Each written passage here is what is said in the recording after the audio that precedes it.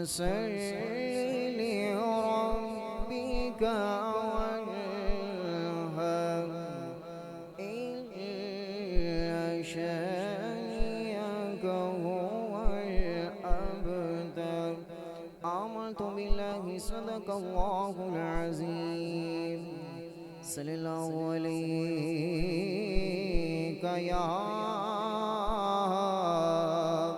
یا رسول اللہ وسلم علیک یا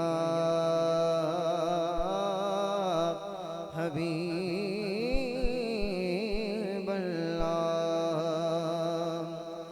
لو مدینے کی تجلی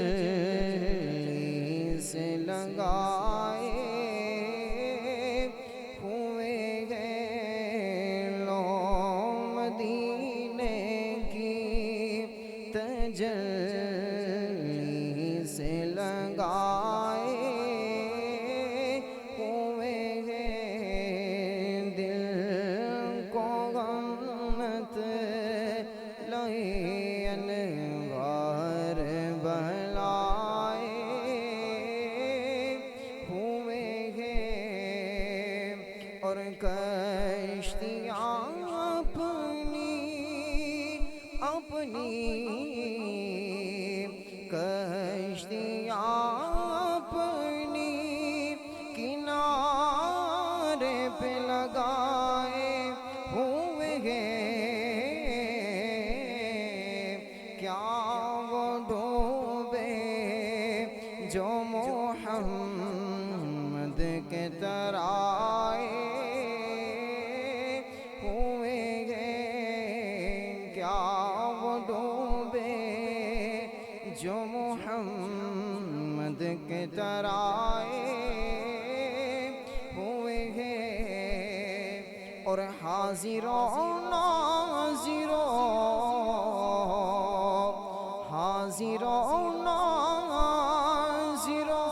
نور بشر غیب کو چھوڑ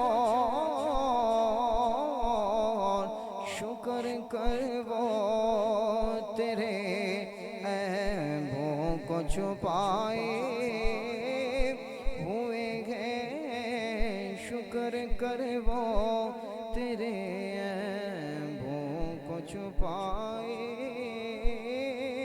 ہوئے گئے اب میں بلا تاخیر حضور سب زیادہ والا شان سے عرض گزار ہوں کہ وہ آئیں اور اپنے بیان سے ہمارے دلوں کو روشن سے منور فرمائے یا حی یا قیوم یا حی یا قیوم یا حی یا قیوم یا حی یا قیوم یا حی یا قیوم یا حی یا قیوم یا حی یا قیوم یا صلی وسلم علی رسول الکریم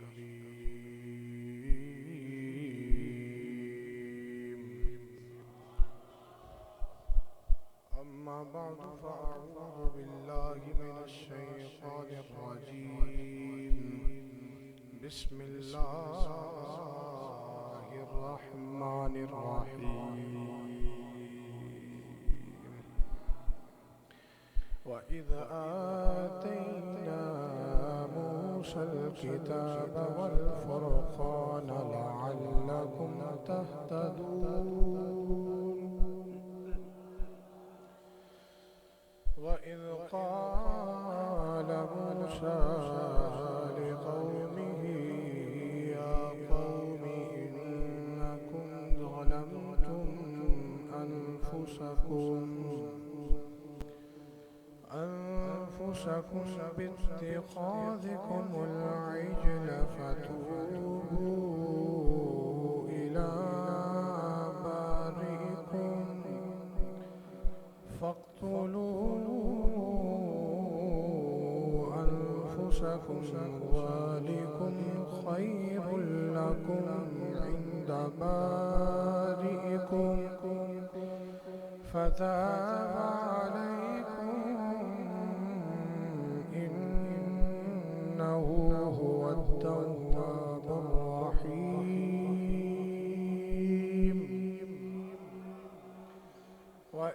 قلتم يا موسى لن نؤمن لك حتى نرى الله جهرة فأخذتكم الصاعقة وأنتم تنظرون آمنت بالله صدق الله ومولانا العظيم وبلغنا رسوله النبي الكريم الأمين بڑی الصلاة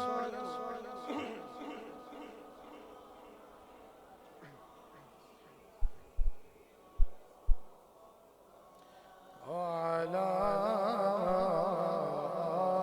آلك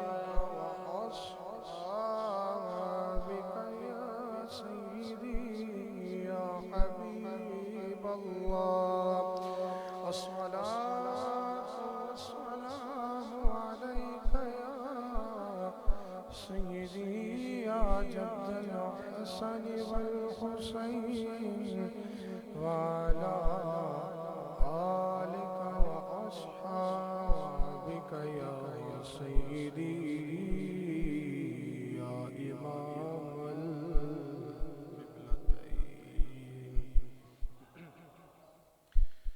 نہایت واجب الاحترام، نہایت معزز و محترم حاضرین و ناظرین ذی احتشام، السلام علیکم ورحمۃ اللہ وبرکاتہ۔ الحمدللہ العظیم، ہم نے جب سے بھی درس قرآن کا سلسلہ شروع کیا ہے، آج 26واں درس قرآن آپ سماعت فرما رہے ہیں، اور اس 26ویں درس قرآن کے اندر آج جو آپ نے آیات طیبات سماعت فرمائی ہے، سورہ بقرہ شریف کی آیت نمبر 53 ہے، 54 اور 55 ہے۔ اللہ تعالیٰ کا خاص کرم ہے کہ ہم ایک ایک آیت پر جامع گفتگو کر کے اپنے دلوں کو معزوز بھی کر رہے ہیں، اور قرآن پاک کی خوبصورت تعلیمات سے ہم استفادہ بھی حاصل کر رہے ہیں۔ آج کا جو موضوع ہے وہ ریلیٹ کرتا ہے پچھلے موضوع کے ساتھ۔ پچھلی 2 جمعراتوں میں آپ نے جو چیزیں سماعت فرمائی ان کو ایک جملے میں سمرائز کر کے آپ کی سماعتوں کی نظر کہ یہ جو رکوع ہے جس کا ہم نے آغاز کیا، اس رکوع میں اللہ تعالیٰ نے ان انعامات کا ذکر فرمایا جو بنی اسرائیل کے لوگوں پر فرمایا، اور ان میں سے ہم نے 3 انعامات کا تذکرہ پچھلی 2 جمعراتیں جو گزری ہیں، پچھلی اور اس سے پچھلی، اس میں ہم کر چکے ہیں۔ آج ہم چونکہ ایک سے ایک بڑھ کے اللہ نے انعام کا ذکر فرمایا جو قوم بنی اسرائیل پر کی تھی، اور ویسے نہیں کرتی تھی، اپنے نبی کے صدقے سے کی تھی، ویسے نہیں عطا ہوا تھا، نبی کے طفیل عطا ہوا تھا، نبی کے وسیلے سے عطا ہوا تھا، نبی کی دعا کی برکت سے عطا ہوا تھا۔ اور وہ نبی کون ہے؟ حضرت موسیٰ کلیم اللہ علیہ السلام۔ پچھلا موضوع ہمارا اختتام ہوا تھا، اگر آپ کو یاد ہو، کہ ایک بچھڑا بنایا گیا اور اس کو پوجا گیا، جبکہ موسیٰ علیہ السلام کوہ طور پر اللہ کا کلام حاصل کر رہے تھے، اسی قوم کے لیے جو قوم بچھڑے کو خدا بنا کر پوج رہی تھی۔ اس قوم پر اللہ نے نعمت کیا فرمائی؟ فرعون کے ظلم و ستم سے نجات دی۔ فرعون جو ان پہ مشقتیں ڈھاتا تھا اس سے نجات دیتا تھا، فرعون ان کے بیٹوں کو زندہ ذبح کرواتا تھا اس سے نجات دیتا تھا۔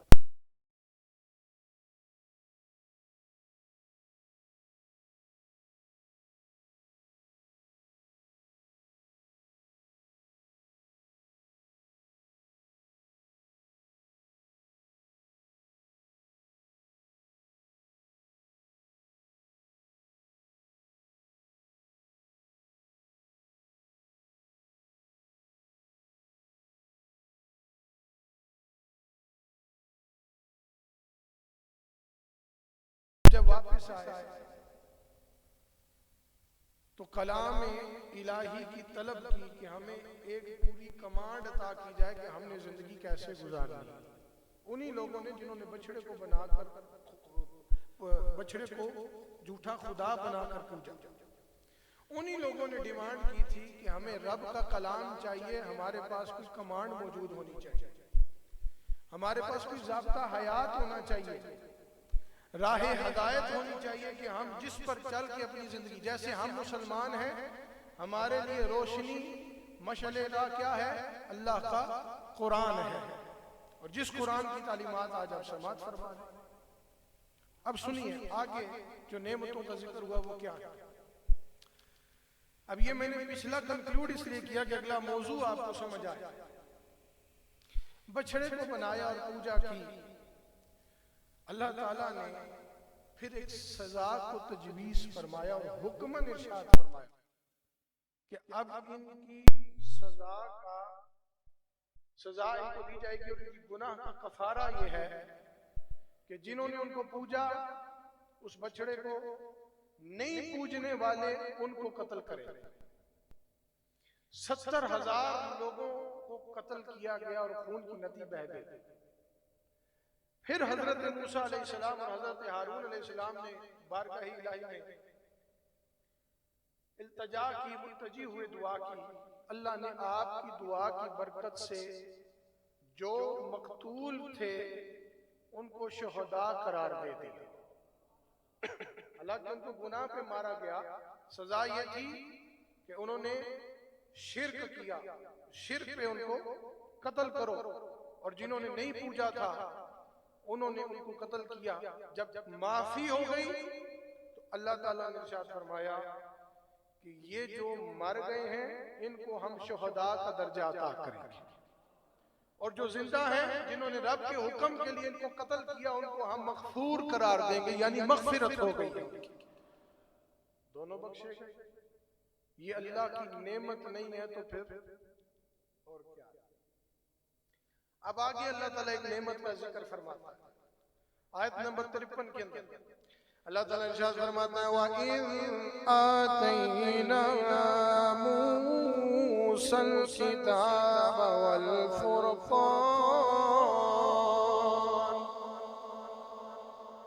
وَالْفُرْقَانَ لَعَلَّكُمْ تَهْتَدُونَ.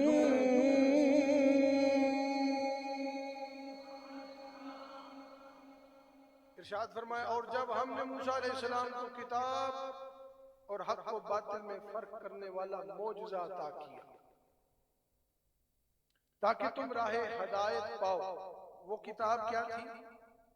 تورات، جو اللہ تعالیٰ نے کوہ طور پہ بنی اسرائیل کی ہی ڈیمانڈ پر 40 روز کے چلے میں رکھ کے حضرت موسیٰ علیہ السلام کو عطا فرمائی تھی. اب جب کتاب عطا ہو گئی تو اللہ تعالیٰ نے ارشاد فرمایا کہ یہ جو کتاب ہم نے آپ کو عطا کی ہے اس کو قرآن میں فرقان کے لفظ سے یاد فرمایا. فرقان کیا ہے؟ فرقان کا معنی ہے جدا کرنے والا. اس لیے تورات کو فرقان کہا کہ وہ حق و باطل کو جدا کر رہا تھا، تفریق کر رہا تھا کہ حق کیا ہے اور باطل کیا ہے، فرق ہو گیا. مفسرین کے نزدیک فرقان کے بہت سارے معنی ہیں.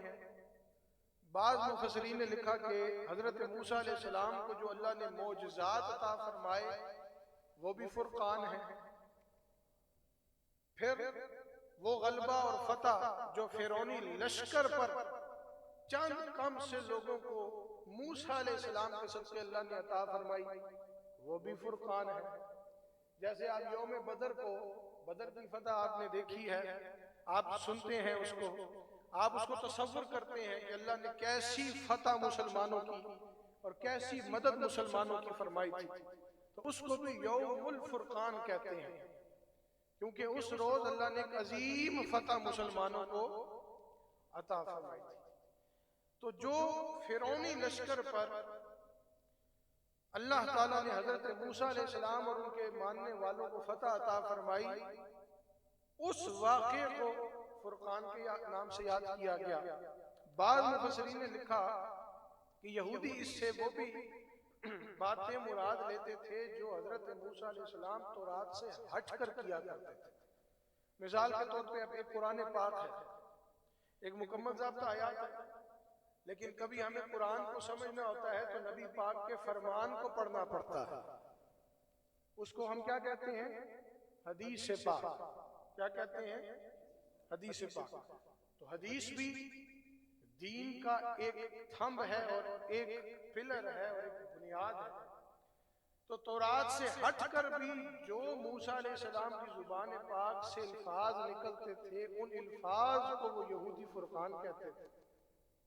جیسے ہمارے نبی کریم صلی اللہ علیہ وسلم کی زبان پاک سے حدیث پاک، وہ بھی فرمان رب کا، کیونکہ نبی خلاف عادت جب اس سے کوئی معجزہ سرزد ہو یا ولی سے خلاف عادت کوئی کرامت سرزد ہو یا ان کی زبان سے کوئی ایسا فرمان جاری ہو جس میں شریعت کی بات ہے، جس میں اسلام کی بات ہے، جس میں قرآن کی بات ہے، تو وہ بھی فرمان در اصل رب کا ہی ہوتا ہے، زبان نبی کی ہوتی ہے۔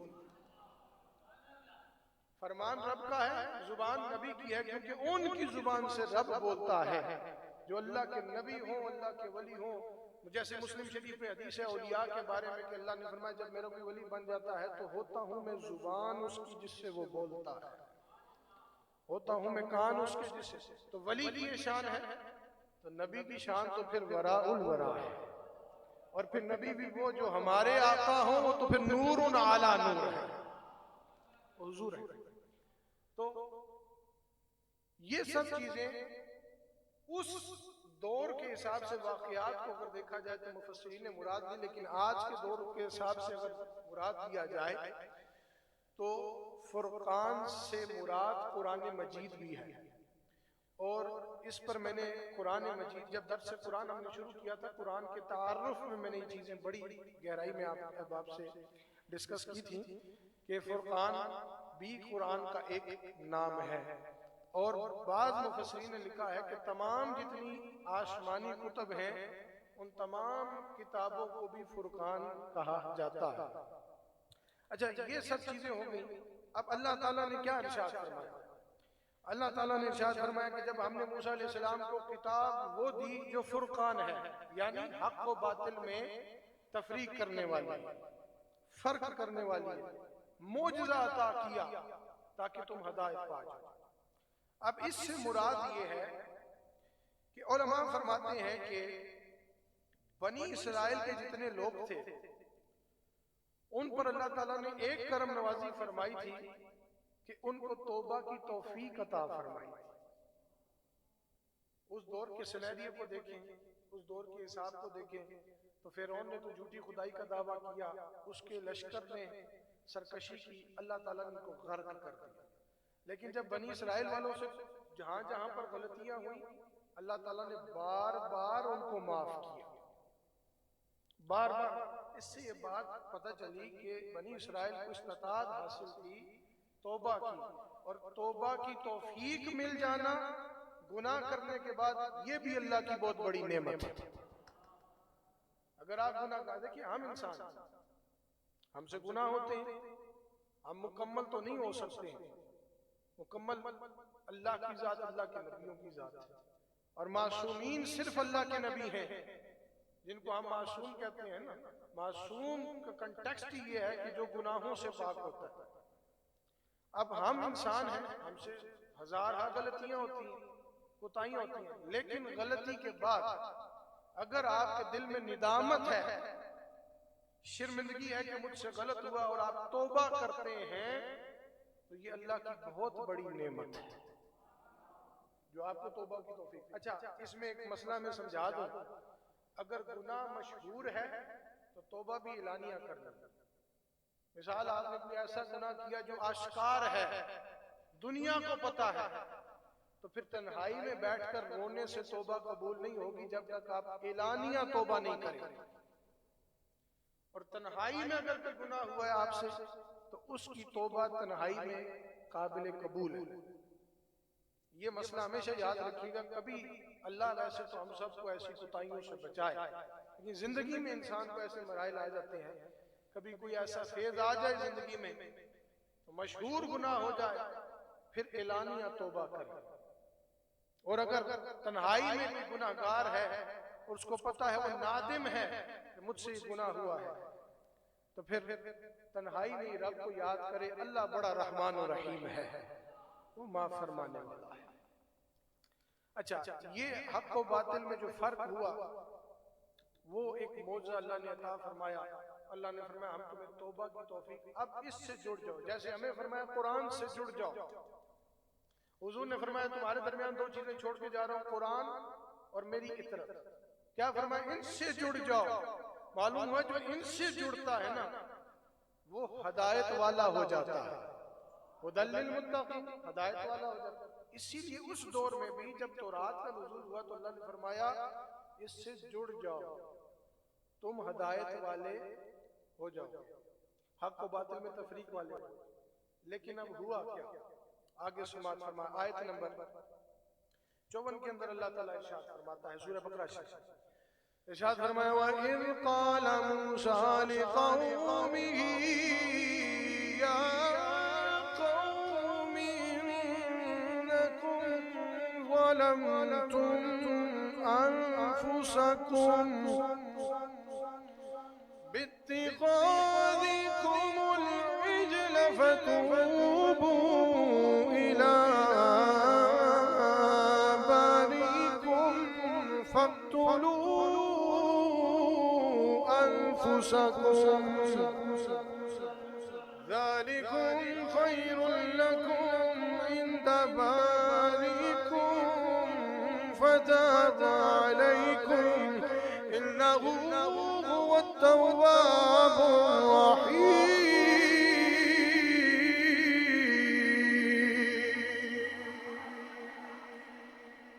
اللہ تعالیٰ نے ارشاد فرمایا اور جب موسیٰ علیہ السلام نے اپنی قوم سے کہا اے میری قوم بے شک تم نے بچڑے کو اپنا معبود بنایا، یعنی وہ جو گائے بنائی تھی، اور اپنی جانوں پر بڑا ظلم کیا، تو اب اپنے پیدا فرمانے والے حقیقی رب کے حضور توبہ کرو.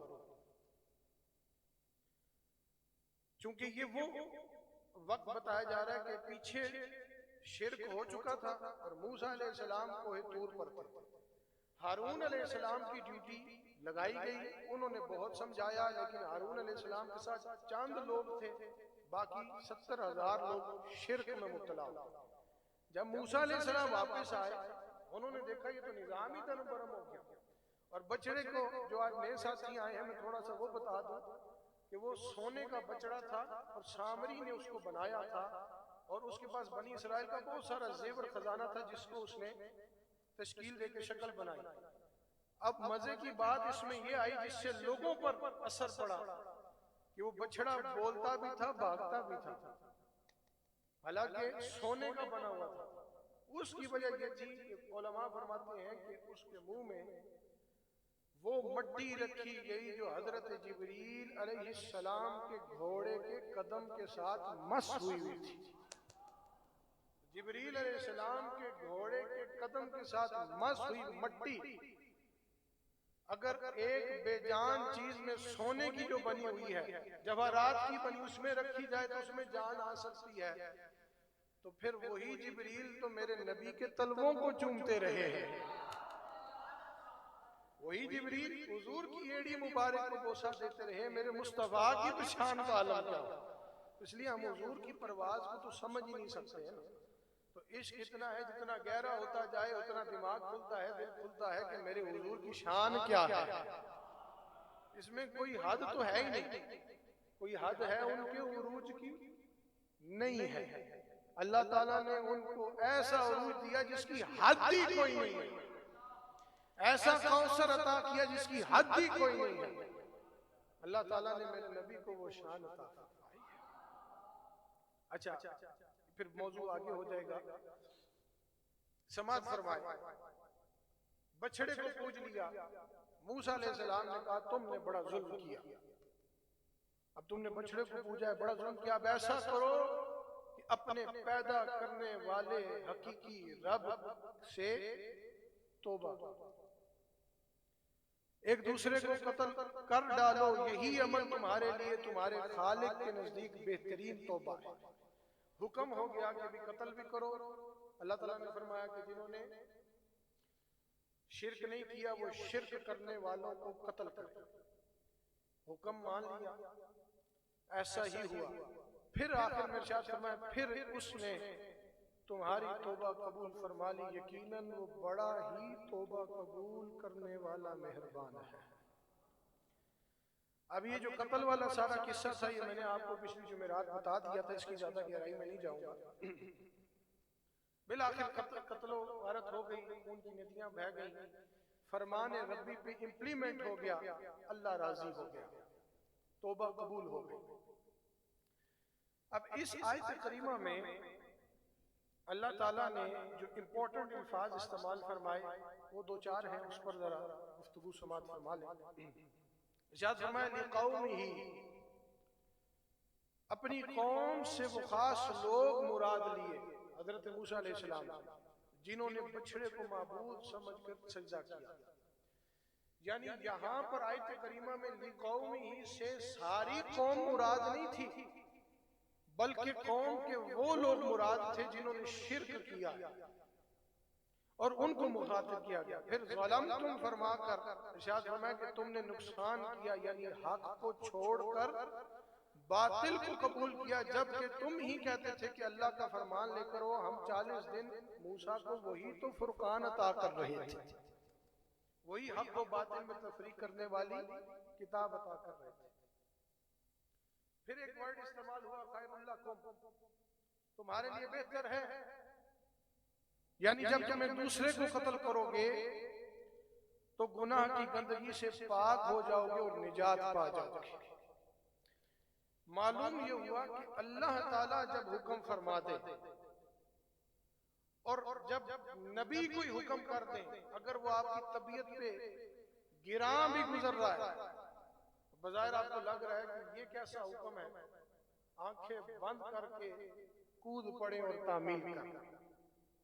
اللہ تعالیٰ نے فرمایا وہ خیر لکم ہے، اسی میں تمہارے لیے خیر اور ہدایت ہے۔ گو کہ ہم نے کہا قتل کرو، تم نے بلا دریغ لوگوں کو قتل کیا، اللہ تم سے راضی ہو گیا اور خیر عطا فرما دی۔ مرنے والوں کو بھی موسیٰ علیہ السلام نے جب دعا کی تو مرنے والوں کی بھی قبول ہو گئی قربانی، کیونکہ ان سے گناہ تو ہوا تھا شرک، لیکن اللہ نے توبہ کی توفیق دی۔ انہوں نے یہ نہیں کہ صرف قتل کرنے والے تیار ہوئے تھے، بلکہ قتل ہونے والے بھی کہہ رہے تھے کہ ٹھیک ہے ہم قتل ہونے کے لیے تیار ہیں۔ یہ بہت بڑی توفیق ہے جو اللہ تعالیٰ نے ان کو عطا فرمائی۔ اب آگے جو ہے ایک اور نعمت کا ذکر ہوا جس پر میں اپنی بات کو اختتام کروں گا۔ اللہ تعالیٰ آیت نمبر 55 میں ارشاد فرماتا ہے، ارشاد فرمایا وَإِذْ قُلْتُمْ يَا مُوسَىٰ لَن نُؤْمِنَ لَكَ حَتَّىٰ نَرَى اللَّهَ جَهْرَةً فَأَخَذَتْكُمُ الصَّاعِقَةُ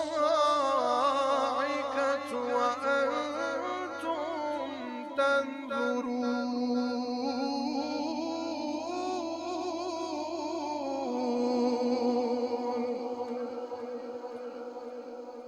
اللہ تعالیٰ نے ارشاد فرمایا اور جب تم نے کہا اے موسیٰ ہم ہرگز ایمان نہ لائیں گے یہاں تک کہ ہم اللہ کو اپنی آنکھوں سے نہ دیکھ لیں، پس اس پر تمہیں کڑک نے آ لیا جو تمہاری موت کا باعث بن گئی اور تم خود یہ منظر دیکھتے رہے۔ اب یہ اور نعمت کا ذکر ہوا۔ اب ساری سٹوری آپس میں کنیکٹڈ ہے۔ موسیٰ علیہ السلام کوئی طور پہ گئے تو رات ملی، پیچھے شرک ہو گیا، واپس آئے، قتل و غارت ہوئی، جو مر گئے شہداء ہو گئے، جو زندہ تھے مغفور ہو گئے، اللہ نے ان کی توبہ قبول فرمائی۔ اب انہوں نے ایک عذر پیش کیا، جو عذر کہا جاتا ہے مفسرین کی اصطلاح میں کہ خیر خائی کا عذر تھا۔ کچھ عذر ہوتے ہیں نا جیسا بہانہ بھی کر دیا، جھوٹ بول دیا، نہیں، یہ عذر اس لیے تھا کہ اپنے دل کو اطمینان ملے، تسلی میں۔ اب عذر کیا تھا؟ انہوں نے کہا کہ اے موسیٰ، اب آپ تشریف لے آئے ہیں، قتل و غارت بھی ہو گئی، توبہ بھی قبول ہوگی، اب ایسا کریں کہ یہ جو بچڑا تھا یہ نظر بھی آتا تھا، بھاگتا بھی تھا، بولتا بھی تھا، جس رب کا آپ کہتے ہیں کہ وہ تمہارا حقیقی رب ہے وہ نظر نہیں آتا۔ اب ہو سکتا ہے کہ کسی کے دل میں یہ خیال آ جائے، کسی کے ذہن میں خیال آ جائے کہ بچڑا نظر آتا تھا، بھاگتا بھی تھا، موسیٰ علیہ السلام جس رب کا ذکر کرتے ہیں، تو اس لیے کسی کو خدشہ نہ رہ جائے، تو قوم نے عرض کی کہ اے موسیٰ علیہ السلام، ہم آپ سے درخواست کرتے ہیں کہ ہم اس وقت تک ایمان نہیں لائیں گے جب تک آپ کا رب دیکھ نہ لے۔ اب ہوا کیا؟ اس کی تفصیل اور یہ واقعات جب آئیں نا تو اس کو ذہن میں بٹھایا کریں، کبھی آئے تو اس کا ترجمہ ذہن میں نہیں رہتا، لیکن واقعات کی وجہ سے قرآن پاک یاد رہتا ہے۔ عام انسان کو بھی جو قرآن کو نہیں پڑھا ہوا یا زبانی نہیں یاد یا قرآن کے ترجمے کو یا اس کی تفسیر کو نہیں سمجھتا، لیکن واقعہ ہمیشہ یاد رہتا ہے، اور میری کوشش ہوتی ہے میں بڑے آسان الفاظ میں آپ کی گوش گزار کرتا ہوں۔ اب اس کا واقعہ یہ ہے کہ بنی اسرائیل نے جب توبہ کی اور کفارہ گناہ اپنی جانوں کو دے کر ادا کیا، تو حضرت موسیٰ علیہ السلام نے انہیں گائے پوجنے کی عذر خواہی کے لیے تجلیات ربانی نے لے جانے کے لیے ان کی ایک عرضی کو قبول کیا، اور وہ عرضی یہ تھی کہ اے موسیٰ علیہ السلام، ہم اس وقت تک نہیں ایمان لائیں گے جب تک ہم اپنے رب کو دیکھ نہ لیں۔ اور اس میں بعض مفسرین نے لکھا کہ یہ بات جب انہوں نے کی نا تو حضرت موسیٰ علیہ السلام کی طبیعت پہ گراں نہیں گزری، بلکہ ان کو پسند آئی اور دل میں خود بھی تمنا دیدار پیدا ہو گئی۔ حضرت موسیٰ علیہ السلام کے دل میں خود بھی تمنا دیدار پیدا ہوئی کہ چلو یہ کہہ رہے ہیں میں کلیم اللہ ہوں، عرضی پہ رب نے قبول فرما لیا تو میں بھی دیدار کر لوں گا، خود بھی تمنا دیدار پیدا۔ اب اس میں کوئی ایسی بات نہیں تھی، آپ نے قبول فرمائی، اور نبی قبول کر لے تو سمجھے پھر اللہ بھی قبول کر لیتا ہے۔ الغرض ہوا یہ کہ حضرت موسیٰ علیہ السلام نے کہا ٹھیک ہے، ایسا کرو کہ میرے ساتھ چند گواہوں کو بھیجو جو کوہ طور پر میرے ساتھ چلیں، تاکہ تمہیں میری بات پہ اس طرح یقین نہیں آ رہا، تو چلو یہ گواہ میرے ساتھ ہوں گے، تو جب یہ اللہ کو دیکھیں گے تو آ کر بتائیں گے کہ واقعی موسیٰ کا رب حق ہے اور سچ ہے۔ منتخب ہوئے وہ جتنے بھی ہزارہ لوگ تھے، بعض نے کہا 12,000 لوگ تھے، لیکن ان میں جو معتبر لوگ تھے، جن کو آپ کہتے ہیں کہ جی سردار ٹائپ لوگ تھے، یا جن کی لوگ سنتے تھے اپنے اس قبیلے میں، اپنے اس قوم میں عزت کرتے تھے، وہ لوگ ان کو منتخب کیا گیا۔ وہ 70 لوگ تھے۔ کتنے؟ 70 لوگ۔ اب ان 70 لوگوں کو موسیٰ علیہ السلام نے اپنے ساتھ لیا، اور ساتھ لے جانے سے پہلے ایک اعلان فرما دیا۔ نبی جب اعلان میں کسی خدشے کا اظہار کر دے تو یہ ہمیشہ سمجھ لینا چاہیے کہ وہ حق بیان کر رہا ہے، یقیناً وہ خدشہ ہو کے رہے گا۔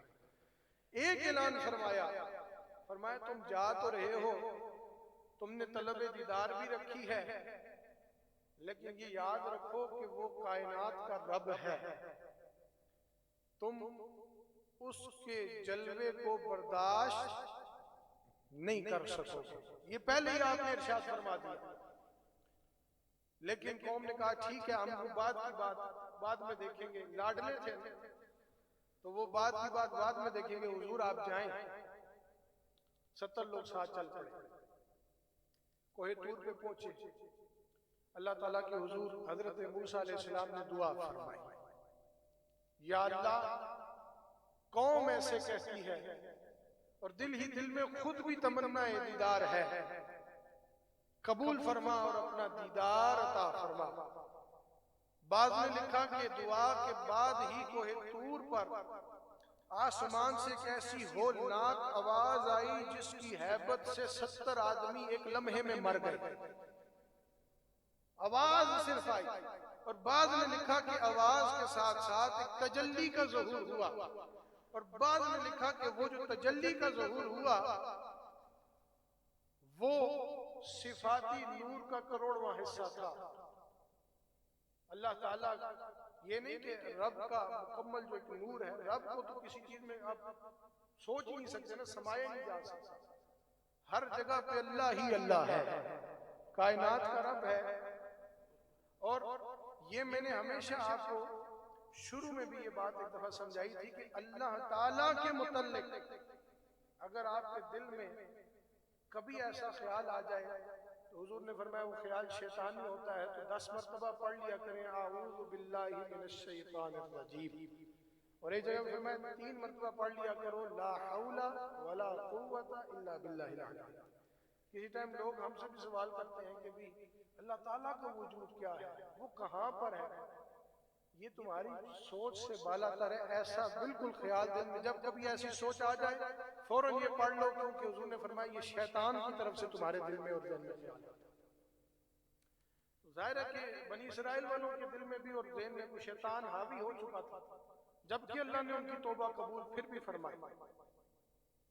اور سزا اتنی سخت اس لیے دی گئی، سب کو قتل و غارت اس لیے ہوا وہاں پہ، اللہ نے فرمایا کہ انہوں نے گناہ ہی بڑا سخت کیا، تو سخت گناہ کی سزا بھی سخت ہوتی ہے. یہ بھی ہمیشہ یاد رکھیں. اللہ تعالیٰ ہمیں ایسے گناہوں سے بچائے. ہم تو اس لیے بچے ہوئے ہیں، ہم بھی کسی کافر لوگ نہیں ہیں، یہ ہم سب کو اپنا اپنا پتہ ہو، لیکن کس لیے بچے ہیں کہ ہمارے پر سایہ ہے تو رحمت مصطفیٰ کا سایہ ہے. حضور کی رحمت میں سایہ نہ ہوتا تو ہماری نماز روزے کس کام کے ہیں جو ہم اللہ کے حضور اس کی بنیاد پیش کر کے کوئی طلب کریں. یہ تو اس کا کرم ہے کہ ہمیں توفیق عطا فرما دیتا ہے ایسی خوبصورت مجالس، ایسے خوبصورت درس قرآن. الغرض بات کو اختتام کی طرف لے جا رہا ہوں. حضرت موسیٰ علیہ السلام نے جب دعا فرما دی ہولناک آواز آئی. بعض مفسرین نے لکھا کہ ابھی صرف تجلی نہیں، صرف آواز آئی تھی، آواز سے ہی 70 لوگ مر گئے. پھر بعض نے لکھا تجلی بھی تھی، اور اس تجلی کی کیٹیگری کو انہوں نے یوں بیان کیا کہ وہ صفات نور کا کروڑواں حصہ تھا. اب تجلی تھی، آواز تھی، اظہار ہو چکا تھا، دعا قبول ہو چکی تھی. اب ہوا کیا؟ جب سارے مر گئے پھر حضرت موسیٰ علیہ السلام نے دوسری دعا فرمائی، اور اس دعا میں عرض کی کہ اے رب کریم، تیرے جاہ و جلال، تیری شان و عظمت کے کیا کہنے کہ اس کی ہیبت کو یہ برداشت نہ کر سکے اور مر گئے، لیکن میں قوم کو جا کر گواہ کی صورت میں کیسے جواب دوں گا؟ مولا کرم فرما. اللہ تعالیٰ نے دعا قبول فرمائی، مرے ہوئے 70 لوگوں کو زندہ کر دیا. مرے ہوئے 70 لوگوں کو زندہ کر دیا. اب جب مرے ہوئے 70 لوگوں کو زندہ کیا تو اس سے ایک بات ہمیں سمجھ آئی کہ جب اب نبی کے حکم کی خلاف ورزی کرتے ہیں تو پھر آپ کی شامت آتی ہے، یعنی عذاب الہی کے مستحق ہوتے ہیں. اور جب کسی مشکل میں ہو اور نبی دعا کر دے تو پھر مردے بھی زندہ ہو جاتے ہیں. تو یہ ہمیں جتنے بھی اسباق ملے ہیں، جتنے بھی واقعات ملے ہیں، یہ کسی کی بنائی ہوئی کہانیاں نہیں ہیں، یہ قرآن کا فرمان ہے، یہ اللہ نے ہمیں عطا فرمایا. تو اللہ تعالیٰ کی حضور دعا قبول ہوئی، اور ہوا یہ کہ سب زندہ ہو گئے. اور جب سب زندہ ہوئے تو حضور سید عالم صلی اللہ تعالیٰ علیہ وسلم کے عہد میں جب یہ آیت کریمہ نازل ہوئی تو حضور نے ایک سبق ارشاد فرمایا اپنے صحابہ کو اور ہم سب کے لیے. کہا کہ یہ آیت اس لیے نازل ہوئی ہے کہ تمہیں عبرت دلائی جا رہی ہے